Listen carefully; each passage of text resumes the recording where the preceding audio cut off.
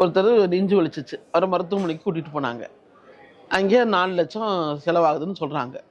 பணம் ரெடி பண்ணிட்டு வரேன்ட்டு பயந்து ஒடியாந்துட்டாங்க. ஒரு மனைவி குடும்பமே அழுகுது இப்போ. ஏன்னா 4 லட்சம் பணம் அவங்களால ரெடி பண்ணவே முடியாது, நினச்சி கூட பார்க்க முடியாது, அவ்வளவு ஏழை. அவங்கள காப்பாற்றணுமா இல்லையா? அவங்க சரின்னா அடுத்த மருத்துவத்துக்கு வராங்க, சித்த மருத்துவத்துக்கு வராங்க. நம்ம ஏதாவது பண்ணி காப்பாற்றணும்ல. இந்த பிரண்டை இருக்கு இல்லையா, பிரண்டையில் ஒரு ரசம் இருக்குது. அந்த ரசத்தை பண்ணி ஒரு சாப்பிட்டுக்கிட்டே வந்தாக்க ஹார்ட் அடைப்புலேருந்து அடைப்பு எடுபட்டு போயிடும். ரிப்போர்ட் இது ஏகப்பட்ட பேரோட ரிப்போர்ட் இருக்குது. இப்போ ஒரே ஒரு மருந்து கொடுக்குறோம், கசாய மருந்து கொடுக்குறோம், இதயா குடிநீர்னு ஒரு மருந்து கொடுக்குறோம். அதை சாப்பிட்டு விட்டு இந்த பிரண்டை ரசத்தை சாப்பிட்டாக்க அடைப்பு எடுபட்டு போயிடுது. 3 இடத்துல 4 இடத்துல அடைப்பு இருக்கணும். அந்த மருத்துவத்தையே போய் நீ கேளு அப்படின்னு போய் சொல்கிறோம்.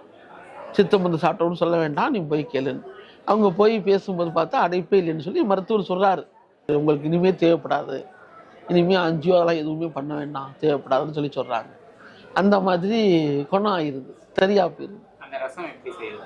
அந்த ரசம் ஒரு பிடி பிரண்டையை அதாவது நம்ம சமையலுக்காக பயன்படுத்தக்கூடிய பிரண்டை நுனி கொழுந்து பிரண்டையை தான் பயன்படுத்துவோம். அது தேவையில்லை, முத்த பிரண்டையே எடுத்துக்கலாம். 2 பிரண்டை 2 நீளமாக எடுத்துக்கலாம். எடுத்துக்கிட்டு அந்த கணு ஜாயிண்ட்டை எடுத்துக்கணும். ஜாயிண்ட் விஷம், அதை நீக்கிறோம். ஜாயிண்ட்டை கனவு வெட்டி எடுத்துகிட்டு இப்படி நம்ம வெட்டுவோம். எடுத்துக்கிட்டு என்ன செய்யணும், தண்ணியில் விட்டு அலசி என்ன செய்யணும், ஒரு பாத்திரத்தில் போட்டு ஒரு நெய் நைக்கிறோம். ஒரு அம்மியில் வச்சு அல்லது உரல்ல எதுலையோ வச்சு ஒரு நெய் நைக்கிறோம். 2 நாட்டு மிளகு பூண்டை வச்சு இந்த ரெண்டையுமே போட்டு ஒரு பாத்திரத்தில் நம்ம வீட்டுக்கு எத்தனை பேர் இருக்கோம், எவ்வளோ ரசம் தேவையாகுது அந்த மாதிரி தண்ணியை வச்சு வேக விட்டுருவோம். சின்ன சிம்மில் வச்சு நல்லா அது வெந்துக்கிட்டு கிடக்கு.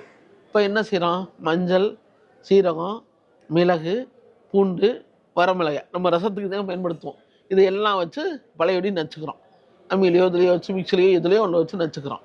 நச்சு என்ன செய்கிறோம், ஒரு பாத்திரத்தில் போட்டுக்கிட்டு என்ன செய்கிறோம், இப்போ இந்த பாத்திரம் வெந்துட்டு இருக்கு இல்லையா, அந்த பாத்திரத்தை இறக்கி அந்த தண்ணியை இருத்துட்டு ஒரு மத்தை வச்சு நல்லா கடைஞ்சி விட்றோம். ஏன்னா அதில் இருக்கிற மருந்து ஊரா அந்த தண்ணிக்கு வர்றதுக்காக. தண்ணி நிறைய இருக்கும், இப்போ நம்ம ரசத்துக்கு நிறைய வச்சுருக்கோம்.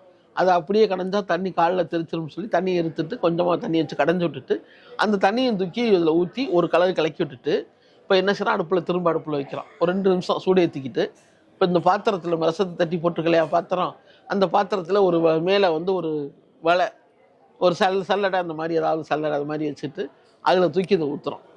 அப்போ இந்த பிரண்டையும் இந்த பூண்டும் வெந்ததும் மேலே நின்றுக்கிறோம்.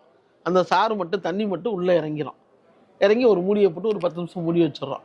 மூடி வச்சுட்டு ஒரு செம்பு மோர், ஒரு 2 லிட்டர் 3 லிட்டர் ரசத்துக்கு ஒரு 1/2 லிட்டர் 3/4 லிட்டர் மோர் அதில் ஊற்றுறோம். மோரை கொஞ்சம் நல்லா ஒரு அரை சூடு ஆறுனதுக்கப்புறம் ஊற்றி உப்பை போட்டுக்கிறோம். அவ்வளோதான், வேறு ஒன்றும் செய்ய வேண்டாம். ஒரு அடைப்புள்ள பேஷண்ட்டை 3 நாள் சாப்பிட்டு விட்டு டிசிசி எடுத்து பார்க்க சொல்லுங்கள் அல்லது டெஸ்ட்டே பண்ண சொல்லுங்களேன்.